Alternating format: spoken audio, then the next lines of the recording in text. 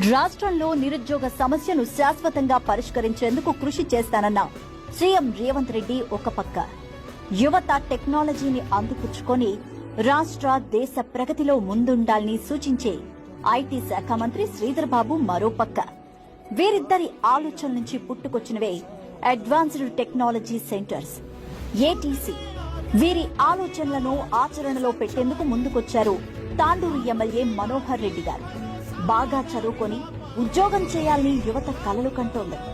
ఎన్నికల సమయంలో యువతకు ఉద్యోగాలు కల్పిస్తానని మనోహర్ రెడ్డి గారు హామీ ఇచ్చారు. ఇచ్చిన మాటను నిలబెట్టుకునే దిశగా అడుగులు వేశారు. రాష్ట్రానికి 65 ఏటీసీలు మంజూరయ్యాయని తెలుసుకున్న మనోహర్ రెడ్డి గారు వెంటనే తన నియోజకవర్గంలో ప్రభుత్వం ఎలాగైనా ఏటీసీ ఏర్పాటు చేసేలా ప్రణాళికలు రచించారు.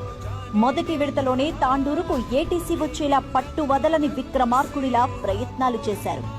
చివరికి విజయం సాధించారు. ఎన్నికల్లో యువతకు ఇచ్చిన హామీని నిలబెట్టుకున్నారు. నైపుణ్యాన్ని, నాణ్యతను అందించే వేదికలు మన ఏటీసీలు అని, ఇక్కడ శిక్షణ పొందితే ప్రపంచంలో ఎక్కడైనా యువత ఉద్యోగం చేసే విధంగా బోధనా పద్ధతులు ఉంటాయని యువతకు భరోసా ఇచ్చారు మనోహరన్న. యువత ఈ అవకాశాన్ని సద్వినియోగం చేసుకుని తమ బంగారు భవిష్యత్తుకు పునాదులు వేసుకోవాలని పిలుపునిచ్చారు. నిరుద్యోగ యువతకు ఇది సువర్ణ అవకాశమని చెప్పారు ఎమ్మెల్యే మనోహర్ రెడ్డి గారు. యువ భారత్ కోసం అడుగులు వేస్తున్న ఎమ్మెల్యే మనోహర్ రెడ్డి గారి అడుగు జాడల్లో అందరం కలిసి నడుద్దాం. రాష్ట్రాన్ని ప్రగతి పథం వైపు నడిపిద్దాం.